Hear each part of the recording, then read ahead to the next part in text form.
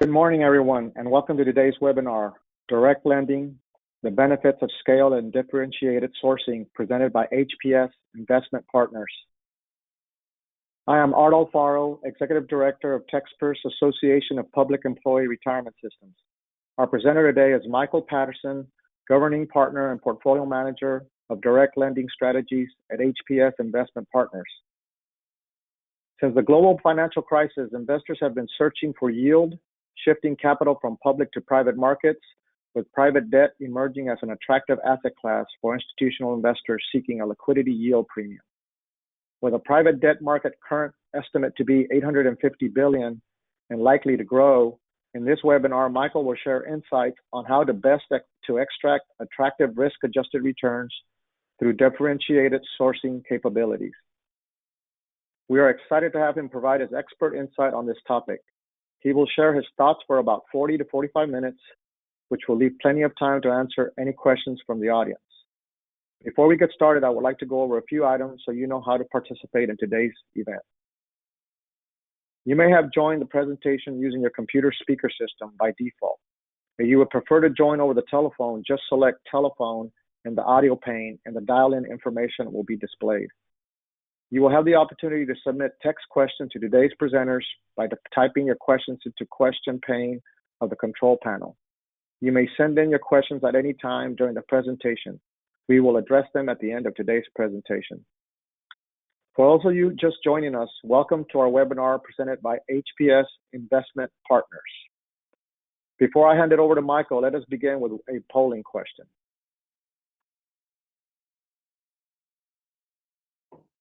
Are the best risk-adjusted returns in direct lending found via sponsored-backed transactions? Please select one.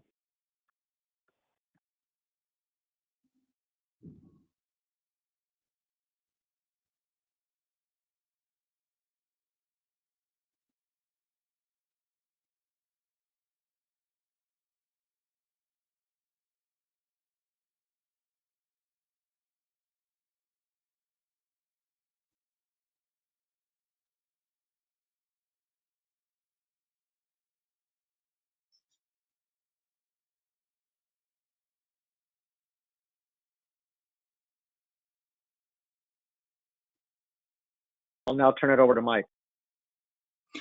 Great. Thank you, Art. And I'm heartened by the responses to that first question. I think I'll get into some of the history of the direct lending market, but I do think historically, the majority of loans that people make in direct lending are to private equity firms buying a company. And so that's the piece of the market people are most familiar with.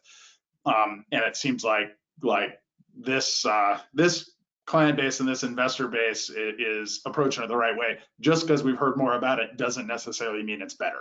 So that'll be one of the top topics that we discuss today.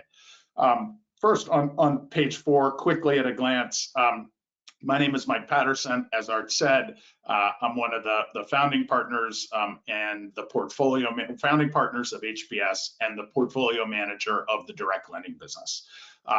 HPS, we're a $63 billion asset manager. We are focused exclusively on the non-investment grade credit space, and our investors access that space one of two ways, either through traded loans and bonds, and that's what we call it public credit because it's access to the public markets. That's about 20 billion of our assets under management. That encompasses CLOs, high yield funds, loan funds, et cetera, and then private credit. And private credit, we distinguish direct lending, which we define as secured debt, and mezzanine debt, which is subordinated debt in a capital structure. The process is consistent across the private debt space. It's directly negotiated, newly originated investments in companies. The companies can be private or public. We'll actually detail one into a listed company later in the presentation. But the transactions themselves, we call them private. They're negotiated in private. It is the analogy of what we do on the private credit side is analogous to buying a high yield bond, the same way a private equity investment is analogous to buying a piece of stock. So it could be in a public company, it can be in a large company, but a very different process and a very different level of access to underlying information and to management. On page 5, first I'll use this as an opportunity to give a little bit of history around the direct lending space. Direct lending fundamentally is a simple business. It is lending companies money. The returns in direct lending are generated by the income that those loans produce. Some of the key success factors are obviously managing losses over time. That directly offsets the income produced. Another maybe subtler key success factor is making sure that you earn an attractive return as long as possible in good loans, and that's where some negotiating leverage and attention on the front end of a loan of creating prepayment penalties. So when you make a good investment, you're not immediately taken out 6 or 9 months later is an important part of success in the business. And another really important part of success is having a very broad funnel on the front end. If you apply a rigorous investment process to more potential investments, you should end up with a better portfolio. So having a really broad, diverse funnel on the front end of the business is a really important part. As I said, historically, the private credit or direct lending, I use the term direct lending more consistently through the presentation than private credit, but the direct lending industry grew up alongside the private equity industry. If I go back 20 years when I first started looking at opportunities in direct lending, almost everything was lending to a private equity firm who was looking at a potential leverage buyout. But one of the interesting contrasts is that if you look at the high yield market and the leveraged loan market in the US, just under 50% of those credits are private equity owned LBOs. So there is a huge opportunity and a huge set of possibilities in the non-private equity owned company space. And when we structured our business 13 years ago, the 4 other co-founders and I, one of our investing philosophies was that we shouldn't be beholden to private equity as our only source of opportunities. That seems like a very easy thing to say, but I think in practice, it means investing a lot in the ability to find things outside the private equity universe, but also investing a lot in the ability to execute, to do those investments, to have a really high quality investment team that doesn't need to partner with an equity investor in order to do the necessary business diligence to structure a really good loan. So this is not unique to us, but it is very central to the way we think about the private debt space. I think another strategic decision we made was that we wanted to have a scaled capital base so that we could control transactions. We want to be the majority lender whenever possible. Of course, it happens every year where someone else does a really interesting deal and will allow us, to take a piece of it. So we're not always the majority and controlling lender, but we are about 88% of the time. So that's part of our philosophy. We think it gives us better access on the front end if we're able to provide a complete solution, but it also gives us better control on the back end when things go wrong. And then another investing tenet of ours is, we will look across developed markets across the world. We'll look at things in England or Germany. We have offices there, and that is, I think, highly consistent with our philosophy around origination, where the point of origination is to make sure you're seeing everything that might be interesting and picking the best of those investments. So as long as you have the capabilities and the skill set, you shouldn't limit yourself just to a single geography. So I use that just as a snapshot of HPS and our approach, but now on the next pages, we'll get into the direct lending market a little more deeply. So when we look at on the next page, we're looking here over time at how much financing on the left-hand side banks do on their own balance sheets. So these are loans that banks hold themselves versus loans they arrange to others, refer to others, or sell to others. And on the right-hand side, we see the number of underwritten deals. So this is banks speaking for middle market deals, but selling them to other people. So it's the amount of syndicated middle market debt over time. you can see really dramatic changes on the left in terms of how much lending, non-investment grade lending, banks do themselves. Even though in 2016, 20% of all leverage of the leverage loan market was held on bank balance sheets, that has declined by 65% over the course of the intervening 12 years. So it's really dramatic. And a big driver of that have been changes in the regulatory environment for banks. On the back of the financial crisis, the reforms, in particular to the Basel International Banking Standards, but there are also specific OCC changes in regulation in the US, have made it less and less attractive for banks to hold loans that are not investment grade and illiquid. What many of those reforms after the global financial crisis focused on was pushing banks into holding investments that are liquid and investment grade. I think the acknowledgement was in the global financial crisis, when stress entered the system, it was very challenging to raise capital based on illiquid, non-investment grade investments on bank balance sheets. And so the strength of banks in some sense was proportional to how liquid the assets were on their balance sheet and how high quality they were. So there's the regulatory reaction to that was to change the capital weightings, how much equity you have to hold against investments at different levels of underlying investment liquidity, and how much equity you have to hold against investments of different ratings. And if something is illiquid and non-investment grade, obviously the amount of capital you have to hold against that went up pretty dramatically. And you can see a response in bank behavior was pretty direct between 2016 and 2018. There are no regulations saying banks can't hold this. And as you see, they still, 9% of the market roughly is still held on bank balance sheets. They earn a really attractive economic return on these. It's just the regulatory changes have made it hard on a capital allocation perspective to continue growing in this market.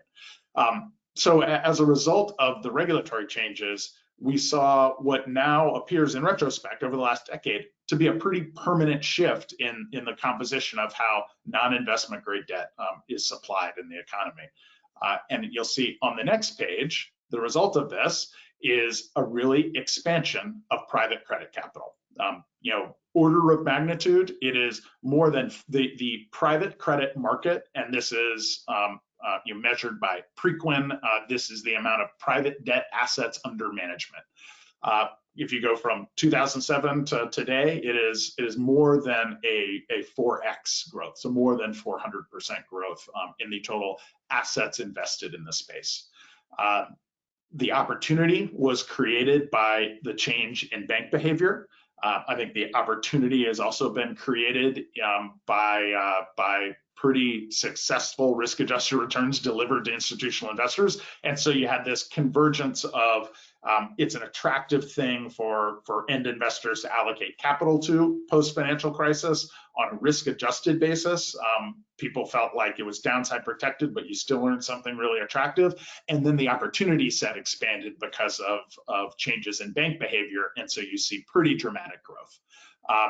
I think if we compare this to the entire non-investment grade loan market, so the traded loan market in the United States, the things that fill CLOs, the things that are usually quoted on Bloomberg, or the kind of loans taken out by Blackstone when they buy a $5 billion company, that market is about 1.2 trillion as of June 30th. So this has become a really relevant part of the non-investment grade credit markets from a place in 2007 or 2008 when it was very much a niche. Now even large companies evaluating their options can think about direct lending as a possibility.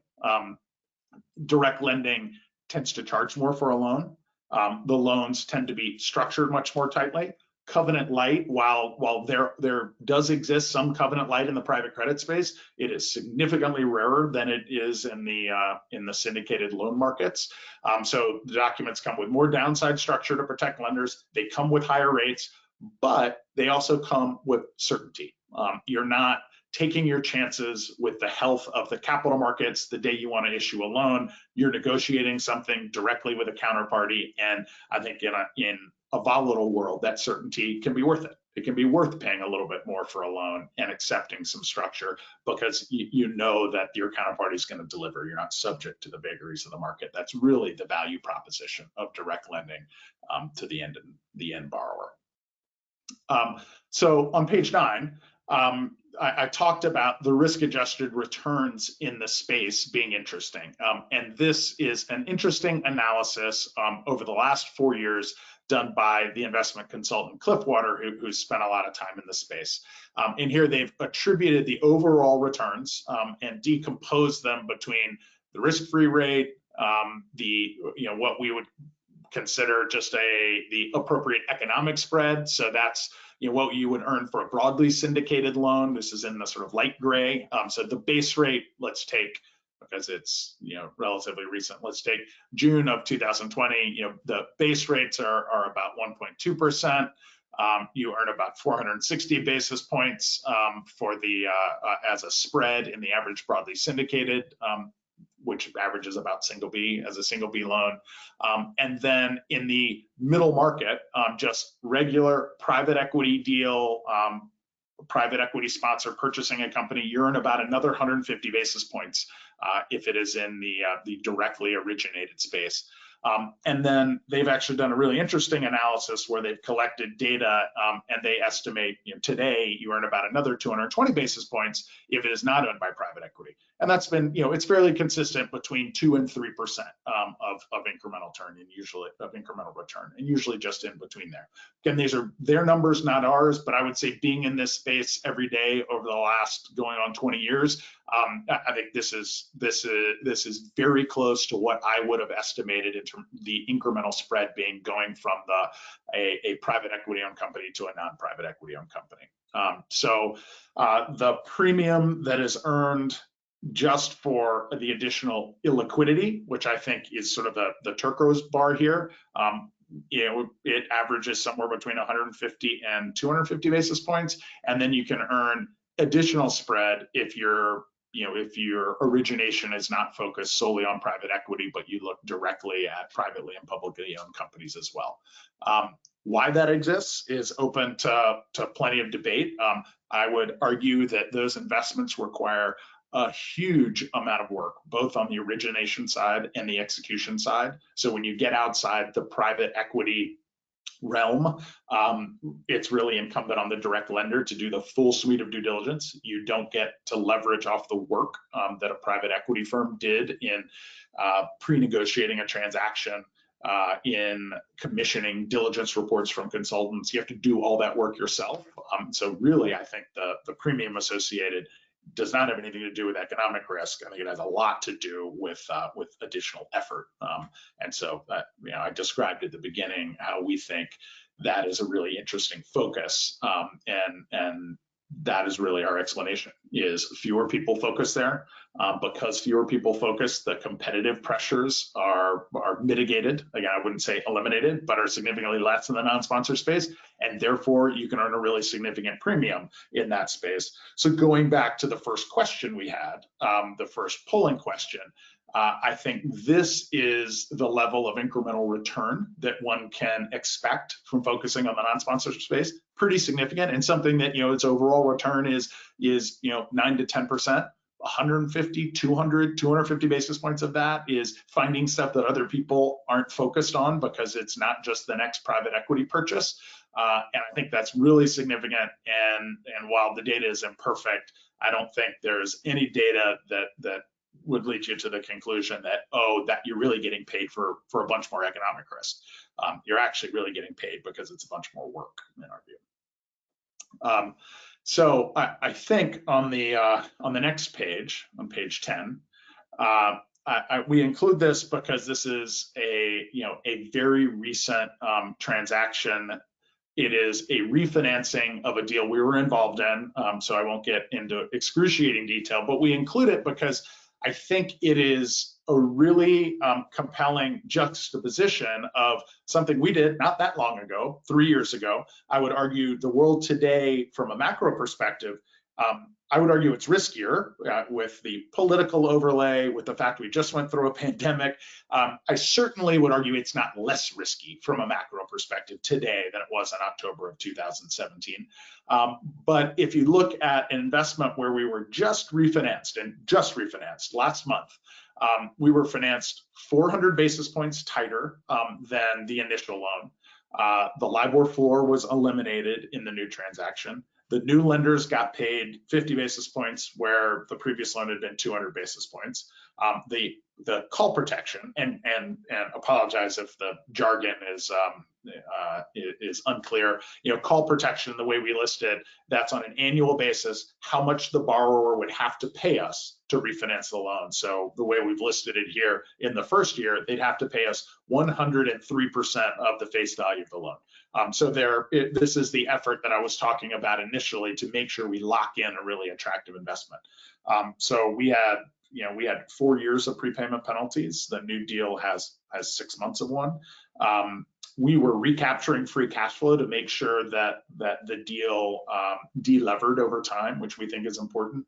And we had covenants in ours, and the new deal doesn't. So wrap that all together, and something was refinanced in an environment that I think from a macro perspective is more risky, not less risky, and it was refinanced. This adds up to more than 500 basis points of total return tighter. Same company, actually hasn't grown that much, but this is the difference in risk profile between something being originated, in particular, this company is non-sponsors controlled by a family. It's a very large company controlled by a family in the business services space. But it's this kind of return pickup between the private markets and the public markets. What led them to pay an extra 500 basis points plus, 3 short years ago? A lot of times the focus in the direct lending space is providing a solution where there is a specified challenge in a specified period of time. I think in October in 2017, this company was transitioning a number of family members who were no longer involved in the business from significant ownership stakes to much smaller ownership stakes. So it was the controlling nuclear family buying out a number of very small, and there were a very long tail. It was almost 200 shareholders. Think second and third cousins who weren't really involved, but did have meaningful ownership stakes. This allowed them to consolidate ownership. The company had no debt on it, but also didn't want a lot of debt on it, so they were very modest from a risk perspective, and they also did not want to disclose their profitability to their customer base, which they ran the company incredibly efficiently and felt like putting their margins out there at the time when they were renegotiating a bunch of 5- and 7-year contracts was probably unwise. So we were able to deliver confidentiality as the single counterparty. We were able to meet their timeline because they had an agreed upon price with all these family members, and all those constraints, as the company is. All those constraints other than the privacy constraint have been lifted. There is this syndicated deal that was refinanced in August of 2020. There was no time pressure. This was simply a refinancing of us. It was so much cheaper that they actually felt taking the risk on publicizing their margins was a good one to take. And we were, we're happy to be refinanced. I think this has taken its natural course. So I think this is a really good example and a typical one that everyone in direct lending experiences, which are your successful investments end up getting refinanced by the syndicated markets at dramatically lower returns than you were earning. So again, this is more than a 500 basis point total return spread between the two investments, and there was virtually no change in the risk profile, and this is not atypical.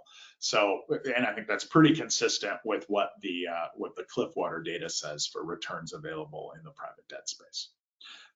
So while it's attractive, it's always, the return profile has to be balanced against the risk profile. And on page 11, we've attempted to do that for direct lending. We've given ranges for direct lending as an industry.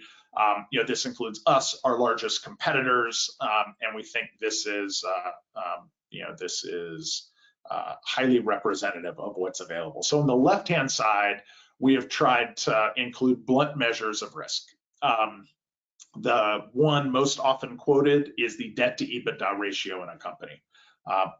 Obviously, companies in different industries can responsibly attract different levels of leverage. So in a struggling, shrinking industry, loans shouldn't be more than 2 times levered. In a really sticky, high free cash flow industry, a loan could be 5 to 6 times levered, and you can feel very comfortable with it. But this is the summary metric used most often. I think so. You can see on the left-hand side, direct lending, while it earns a premium, if you look at it relative to middle market leverage loans, they actually the average deal in direct lending is actually slightly less levered, but the spread of direct lenders and their average debt to EBITDA ratios, it brackets middle market leverage loans. So the leverage ratios are actually not different. So the answer for earning the additional economic return is not simply, oh, you just lend them more money. That is not the answer.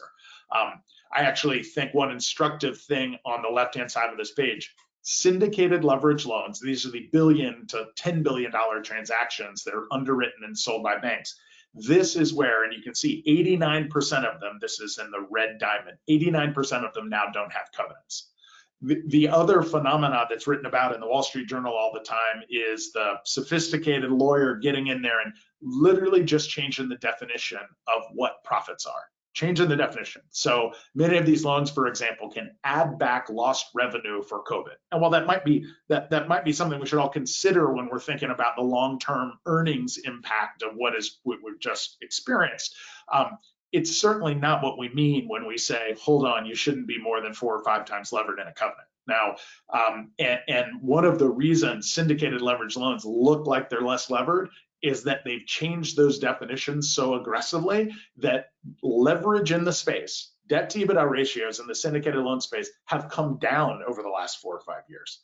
On when you look at the lawyer's adjustments as part of the definition of profits in that ratio, you take those out, that is not the same phenomenon. I mean, UBS commissioned a really interesting study where the average syndicated deal now 37% of EBITDA is adjustments. So it's a really dramatic phenomena, and you just don't see that stuff in direct lending or even middle market leverage loans. The credit documents are much tighter, and it's because liquidity is not the primary risk mitigant.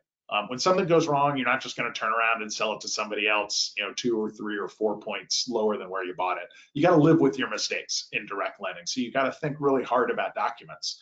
And they have to be documents that should govern an investment over the next 2, 3, 4, 5 years. So people are, while we did not, there is no commonly accepted percentage for cov-lite in the direct lending space, but I can say many of the largest direct lenders, us included, have never done a covenant-like deal. It's just not part of our calculus because we think we need to live with these things over time. And then on the right-hand side, these are the returns, and we've decomposed the returns between LIBOR floor, the spread on the loan. So the interest you earn is either the higher of LIBOR or the LIBOR floor plus the spread, and then you also earn the fees. Those are paid up front. And so you can see on the direct lending side, it's high single digits. It's 7.5% to 10% on a loan by loan basis.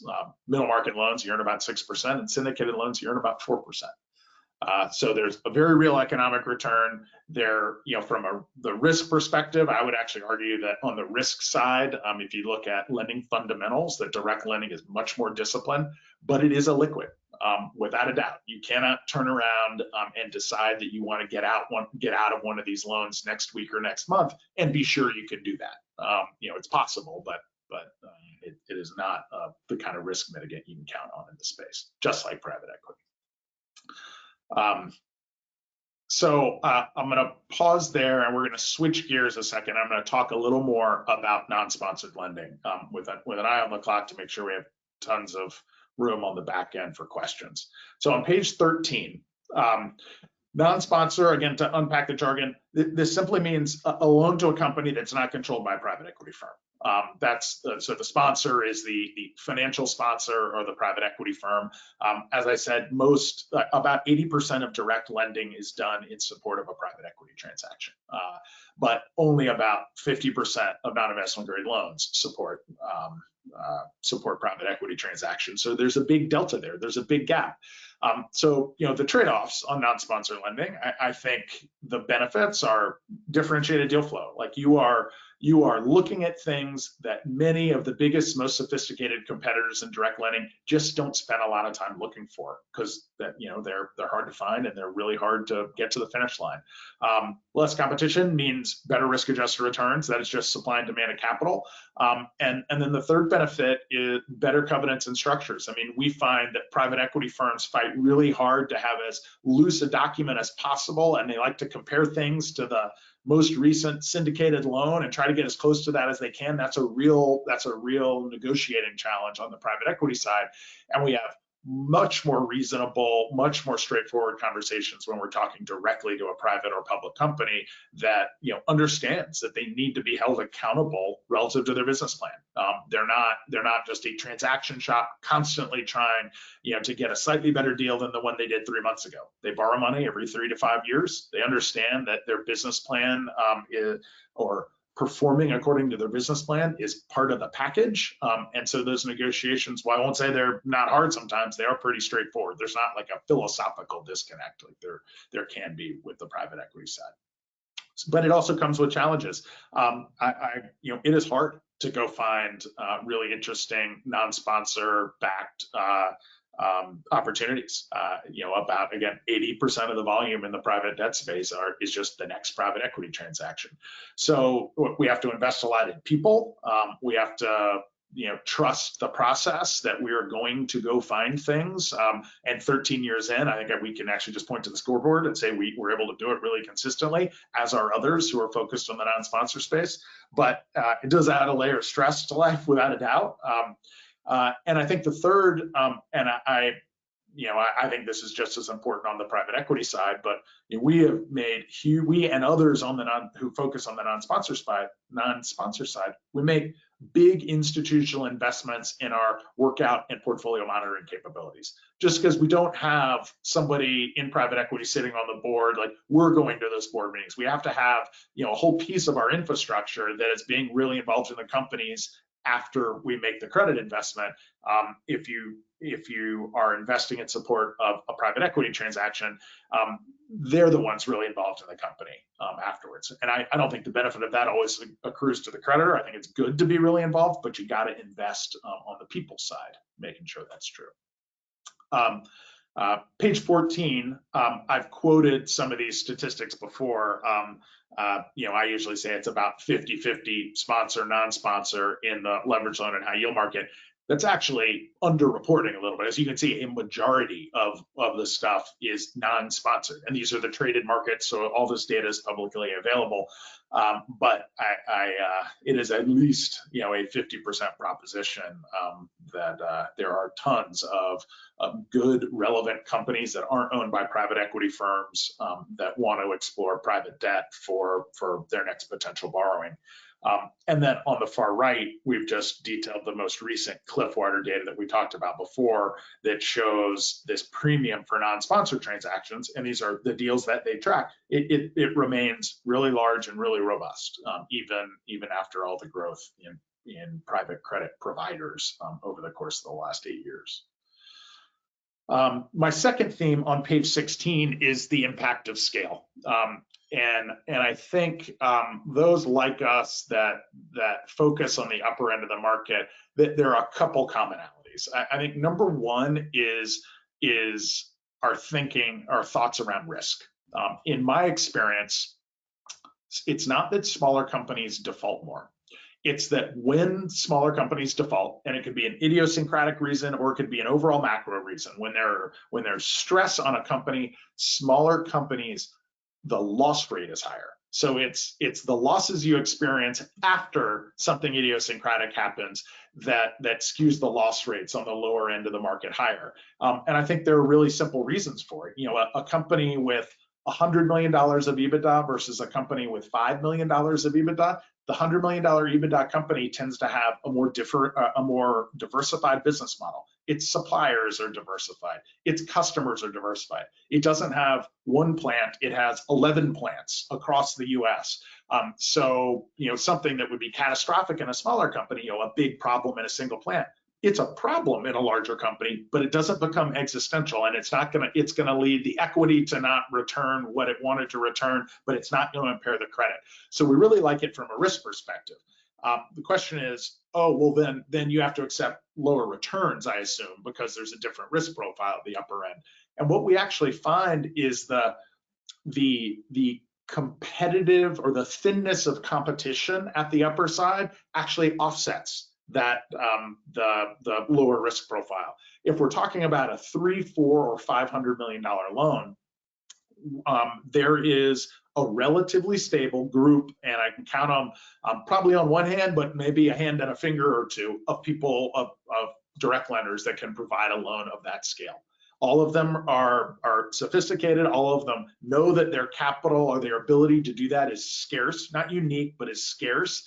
And everyone is going to try to capture a premium for their investors for providing something that's scarce. So what we find is, at the upper end of the market, we believe that we've done something that is reducing the risk profile, but we don't actually have to accept a discount on the return side at the upper end. And that's why, the biggest sort of most relevant global players in private credit tend to play at that upper end. The challenges are borrowers grow out of the private market. The investment that I described earlier, that was a borrower that grew out of the private market. There was a point in time when the private market was providing something they thought was really interesting and compelling that the public markets couldn't. And then 3 years later, they said, but oh my gosh, the syndicated loan market is so cheap. Like, it's so cheap and so loose, I just can't ignore it. I can't, and we had that conversation with the CFO, and he said, look, if it was close, you guys have been great partners, but it's not even close on a return perspective. And I understand that. And so I think the challenge that leads to is that we will never win head-to-head competition on if the only metric to evaluate the syndicated loan markets versus the direct lending markets is price. They will always be cheaper. Frankly, they'll always be looser on documents. But there are these situations when, for 3 or 4 years, we can realize really interesting returns because we could provide something at a point in time that the syndicated markets couldn't do really efficiently. Sometimes, if we look at the past 6 months, the thing that we could provide that the syndicated markets couldn't in March, April, and May was we could commit to a deal of scale. The private credit markets, I wouldn't say were wide open, but if someone was willing to pay a huge premium to our investors for us to commit capital in April or May, we could do it for the right deal. And the syndicated loan markets were simply closed. So sometimes it's just capital itself is scarce, but often it's because we can provide something like meeting a challenging timeline, keeping something private that the public markets can't. Those are but at the upper end of the market, when the public credit markets get really, really aggressive, they certainly can take some opportunities away from the private credit market. Page 17. With an eye for time, I'm not going to dwell on this page, but these are some statistics around the growth in direct lending and private credit. I think this is really well publicized, and one of the discussions we have with a lot of our big investors is, how is competition changing? And I think what we show is there have been a huge number of first-time funds raised, and that's been a big part of the growth in the total assets. But if we look at the upper end of the market, where scale is a competitive advantage, it's 8 folks. It's 6 in the U.S. It's 2 focused on Europe. And that number has been very stable over the past decade. So on page 18, this is potentially a confusing chart, but one that we spent a lot of time on. This is about the opportunity set. We really think that kind of $300 million plus loan is an interesting one, and $300 to $500 million as a total loan size. Our hold being potentially all of it. Our focus is having the majority of it, so we control voting. That's a place where we feel like competition is muted. It definitely still exists, those 8 big players, and the syndicated markets are not that efficient because that's the extreme lower end of a syndicated loan, and so that's sort of a sweet spot in the investment landscape today. What we've tried to show on the far right is that at the upper end of the market, it can get really interesting for the billion-dollar loan or even more when capital markets dislocate. When we end up in an April or May of 2020, the market really explodes the opportunity set on the upper end of the market. And if you're one of the larger players and have the scale where you can provide a complete solution at the upper end, it's those even larger opportunities in moments of dislocation that are the most compelling. Very quickly on the current market environment on page 20. I will not detail what has happened over the course of the past 6 months. I will say our macro view is that we expect there to be a really significant recovery from the trough. We've already seen it, but it is still in process. And for things directly impacted by COVID, for businesses forced to close, a recovery from down 80% year on year in the beginning of Q2 to down 20 or 30%. We think that is highly, highly likely.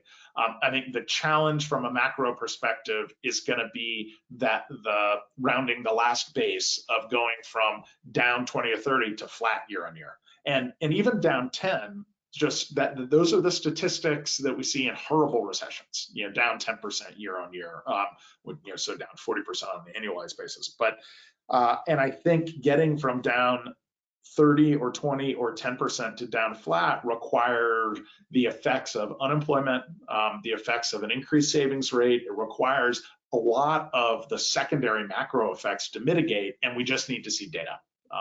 And the way we've been tracking it is looking internationally, and we certainly see the recovery approaching an asymptote in that down between 10 and 20% state. So I think from a lending perspective, we don't need to be as precise in that as equity owners do, but we are being careful and trying to pick industries that we think are less directly exposed. We've done a lot of healthcare, we've done a lot of software. I think the direct lending industry has really shied away from industrials and has really shied away from things that directly face the consumer, and that goes for us and many of the other leaders in the direct lending industry. So with an eye towards time, I'd actually like to skip to page 25. And I think page 25 brings a lot of the themes together on the intersection of scale and non-sponsor lending. So I'll describe this transaction dynamic. This is a large public company with a billion-dollar market cap. It is an industrial company. It's a capital-intensive business across the board. They're focused on the transportation industry. And they are in the process of selling their business focused on rail cars and trains, but they also have a business focused on smaller planes. So they're business jets primarily, and they have a large order book from investment grade counterparties on the business jets business. But they have a ladder of maturities for their investment grade bonds over the course of the next 6 years, and they really wanted to present to the market a story in Q3 that showed how there were no liquidity issues at the company, even if tail events happened and the sale of one business was delayed, so it didn't generate any liquidity to help them deal with maturities in the investment grade market 2, 3, and 4 years out, that the existing business could easily handle those maturities. And so we did a lot of work with the management team. We had to get deeply private on this company because they have a number of great businesses, but it is also very capital intensive. So looking at free cash flow as a public market investor, all you see is that the company doesn't make a lot of cash in any given year. There are years with huge cash flow generation, years with negative free cash flow generation, and you really can't parse out what's going on the way they report as a public company, which is perfectly transparent from a public company perspective. But instead of seeing 2 business lines, we were looking at more than 30 business lines and able to analyze both the intersection of profitability each business line with the capital intensity and free cash flow generation. And what we discovered was there are some incredibly good consistent businesses in there, masked by businesses that have really extreme capex requirements on the front end that then make money over time that repays the capital expenditure with a return. So when we parsed it out, we became actually quite excited about it, because they were they were price insensitive. They had a zone of what they thought was sort of doable. They were very focused on a tight timeline because they wanted to announce a solution along with their Q3 results. And they had because of that, they really had a preference for one lender, and they were highly focused on privacy. They would disclose to us, and this was a competitive financing process where there were two other folks. They would disclose to us all the profitability of all these different business lines, but that's not how they report as a public company, and so they couldn't disclose that as part of a great big bond refinancing. So we ended up structuring a deal that's 25% against specific hard collateral. It's $1 billion commitment. We led this, but did it along with two other investors, and we're getting paid. It is a grid depending on the company's performance, somewhere between LIBOR plus 900 and LIBOR plus 1050. So think of this as a low double digits for a senior secured loan into a company that was an investment grade bond issuer, just 3 or 4 years ago, and still is a big public company, and got all the kinds of structural covenant bells and whistles that we normally ask for. So this is when scale and non-sponsor intersect, and I think this really validates that Cliffwater data. This is when stuff gets really, really interesting. So, and this is hot off the press. I mean, this deal was done a month ago, so it doesn't represent the depths of March and April when everything in the world was cheap. This was just completed. So I think just in conclusion, I think the direct lending space, it has grown dramatically, about 450% between 2007 and 2020. I think that has been a function of an ever expanding opportunity set. We have seen this virtuous circle where the more large-scale investments that are made by private credit funds, the more larger companies consider private credit as a possibility for them. I mean, the one we just described, I think even 3 or 4 years ago, the company never would have even thought there was a private credit possibility for something of that scale.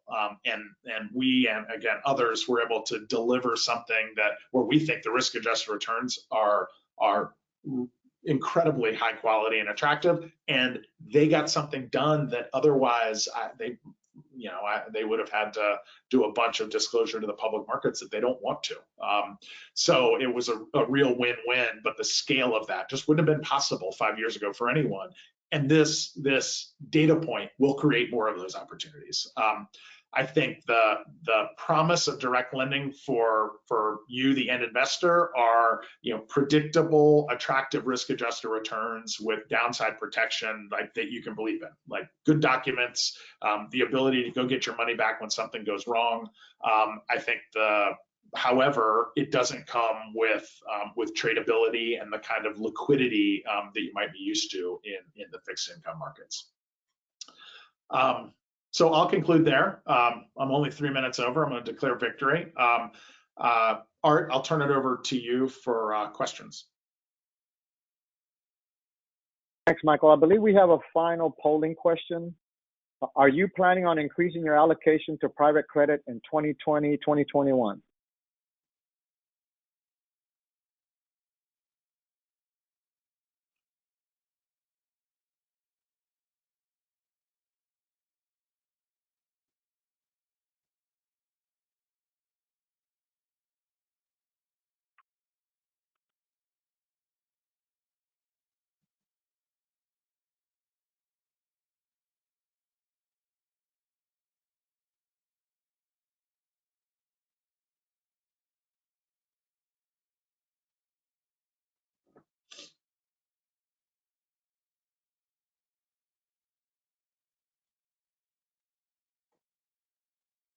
Oh.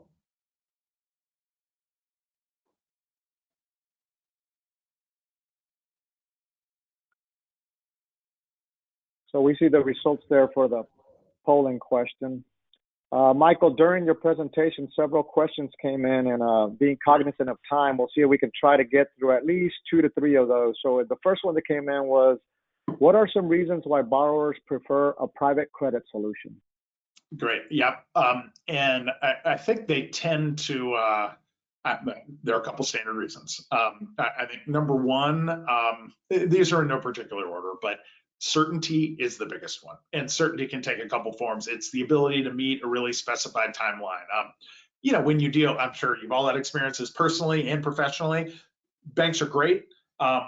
Banks value relationships, but they, a bank lending process it isn't necessarily that commercial. Like if you need a good answer in 8 weeks, sometimes it just takes longer than that. So I think the ability, and I'll put that over into the category of certainty. You can have one lender. You should of course always talk to 3 lenders, but you can have one lender that if they get there at the finish line, they are done, and you're not managing a syndicate. You're not herding cats. You are directly facing off with one counterparty. So yeah, I think the ability to meet a specified timeline, the ability to do an entire loan, with the private credit fund as opposed to syndicating it amongst 10, 20, or 30, folks in the public markets can be attractive. And then privacy. I talked about privacy as well. Disclosing everything about your business, all the guts, but narrowing it down just to one person instead of sending it out to the world. Great, thanks. Another question was, have you noticed deal terms changed post-COVID? Yeah, we did. And I would break the post-COVID investment environment 2 phases. So phase 1, which I'll say it was March, April, May, that's when the world was really dislocated. And that's when we saw investments that we were evaluating in February that we were working on.